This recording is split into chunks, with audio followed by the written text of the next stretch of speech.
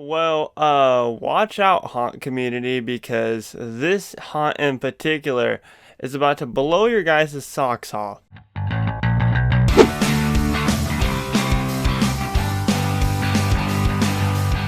What's going on, everybody, and welcome back to SoCal Exploring. My name is Scott, and you're watching your stop for all things theme park and attraction related, in this case, haunt related. If you guys are new here, make sure you're subscribed with those bell notifications on. Make sure to check us out on both Instagram and Twitter at SoCal Exploring Media on Instagram and at SoCal Exploring on Twitter. If you want to purchase some official SoCal Exploring themed merchandise, we have tons of different designs on our TeePublic site. By clicking the link down below in the description, you can purchase a t-shirt, a sticker, a magnet, whatever you want. It's all on there with a bunch of different designs. And if you want further detailed information regarding the different theme park news and haunt related news, visit our website www.socalexploring.com. Whew, man. Okay, so last night the Midsummer Scream live stream with the creators of Urban Legends of Southern California, the drive-through haunt experience was really something. We got lots of information out of it. Here I'm going to be sharing them all with you, and there's quite a bit of details to share with you. This is a haunt in particular that you definitely want to look out for, because it seems like it's going to be absolutely amazing. And most of us have been confused on how drive-through haunts are going to work. Well, they basically broke down exactly how it's going to work in last night's live stream. So big shout out to both Rick West and David Markland for putting together this live stream to, get the questions answered for us fans in the haunt community. So big shout out to the executive producers and creative director of Midsummer Scream, Rick West and David Markland. But without further ado, let's get into the creators behind the Urban Legends of Southern California. And all of the creators behind it have quite a bit of a background in the haunt industry. So we have Mark Etner, who has worked very closely with Queen Mary's different events. So right now he's currently working on Winterfest, which is an annual kind of winter thing that they do at the OC Fairgrounds. He's worked on Queen Mary's Chill before, which is also a winter themed event, which was really good. It was really heavily themed, and I had a really fun when I went a couple years ago. And he's also worked with Queen Mary's Dark Harbor. And I mean, he's been in tons of different projects regarding haunt throughout the years, and he has a great background with him, but he definitely has the experience to put on one of these events. And then we have both Ben and JJ James. Now JJ James has worked on Queen Mary's Dark Harbor in the earlier years. She was a part of the whole revamp where they made the event better and kind of, gave it a new look. I think she said that she has been working on it since the second year of Dark Harbor in 2011. And then her husband, Ben James, has all the experience in marketing, and he realized what he could do with marketing, mixing it in with the haunt community and the haunt stuff. So he has all the experience regarding marketing, and he's really kind of helping out with the marketing of Urban Legends. And then of course we have Attilio Jamerson, which he is going to be the entertainment producer. He has 10 plus years in the live entertainment industry, has worked with tons and tons of different theme parks and different production companies and different entertainment companies.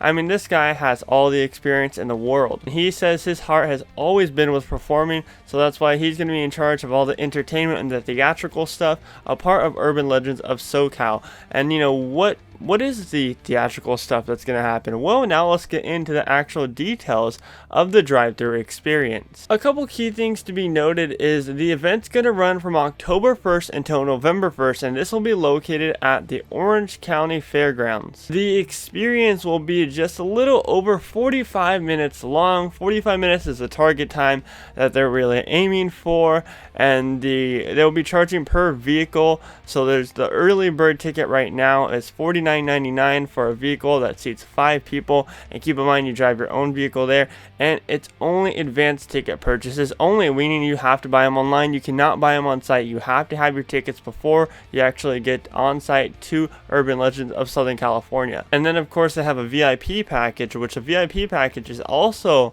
actually having a photo package, some type of photo experience. So that's actually pretty fun, and it will include other benefits as well. And Ben did say that he wants to do different theme nights. So he wants to have a pride night, he wants to have a classic car night, he wants to have where you come dressed up in a Halloween costume night. He wants to have different types of nights. So it's going to be worth going multiple nights to Urban Legends, and I can't wait for those different theme nights. I think it's going to be pulled off very well. Alright, but I'm sure all of you guys are waiting. What the hell is going to be inside of this thing? Well, exactly as the name is, Urban Legends of Southern California. It's going to focus on the urban legends based around Southern California. So we have Palmer's Grove, Hellmouth, and El Nido. Those are the three different main areas or main show scenes to be expecting once you go to Urban Legends. There will be like different transition scenes with Elizabeth Lake, and there will be different transition scenes with the underground lizards in downtown LA. That's also an urban legend. But let's talk about the couple characters that they revealed and their backstory, so you know exactly what I'm talking about. We have Blaze Dragon, which she is a fire demon who exists at the Hellmouth. So she's gonna be kind of the main character at the specific location, and tons of stuff is going to be happening around her. And by tons of stuff, in each of these show scenes that are going to be targeted for 5 to 7 minutes, each car will be required to be turned off before any show scene happens. And there's going to be different theatrical stuff going on. I mean, dancers going around, there's going to be classic jump scares going around, there's going to be special effects going on, and the show scenes are going to be super big and kind of make it really immersive. That's one thing that the creative directors, or not just the creative people in general, really stressed, was that they're going for an immersion feeling with this haunt unlike any other. They really want to keep you immersed in the story and the urban legends as much as possible. And to answer a couple of your questions, you will be able to have your windows rolled down the whole entire time, or you can have them rolled up, it doesn't matter. But count me in on rolling my windows down to make it more of a scarier experience of the whole entire 45-minute experience. But you know, one of the questions that was asked was, is it going to be more of a theatric experience or more of a traditional haunt?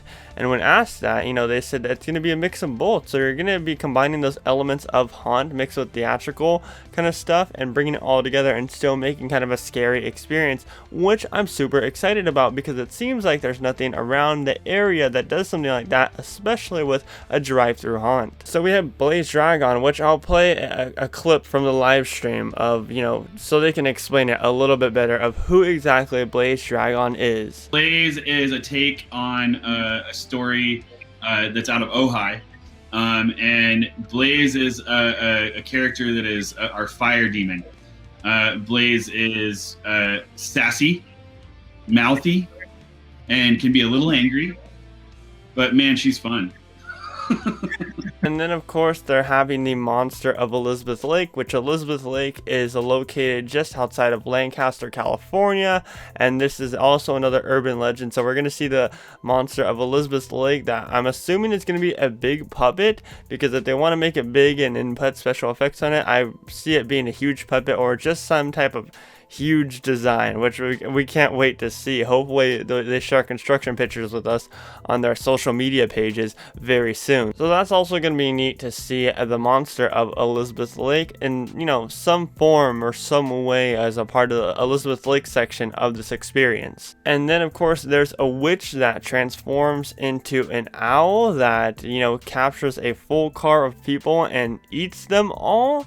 Yeah, kind of creepy, demented stuff. And this is La Lechusa in her witch form. We cannot show you in her owl form because you will die if you see her in her owl form. So she is a witch who sold her soul to the devil in exchange for powers to transform into a human flesh-eating owl. It's about 10 feet tall with a 15-foot wide wingspan. And then, like I said, other characters will include the lizard people that supposedly live under downtown LA.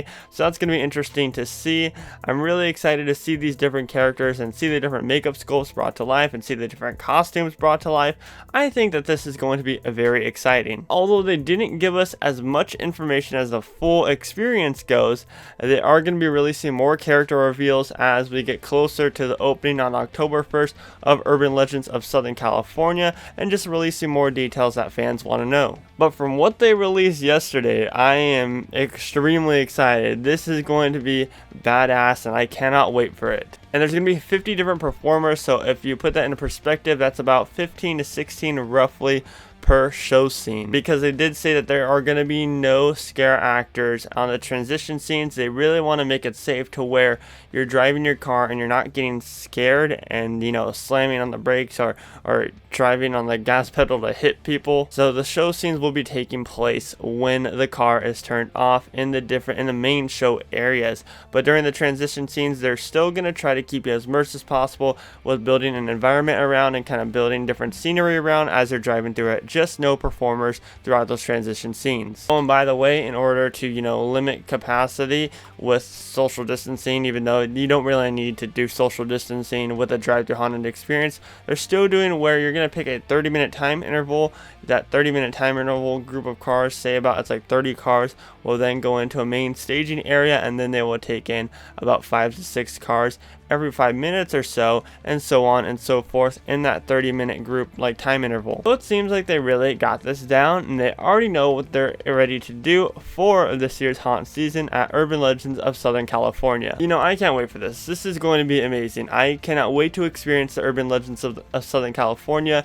I think that this is definitely going to shake up the haunt industry and bring in kind of this new wave of haunt experience, and hopefully we start to see more of it, just to have the different haunt experience. You know, when COVID isn't a thing next year and there's tons and tons of different haunts going on, we can have tons of different experience to look forward to. But we'll just have to wait and see how successful it is when it actually happens in October and throughout November, or, you know, just the 1st of November. But honestly, I think that it's going to be extremely successful. But that does it for this video. If you're new here, subscribe with those bell notifications on. My name is Scott. You've been watching SoCal Exploring. Positivity is key, and most importantly, remember to keep exploring. Peace out, everybody.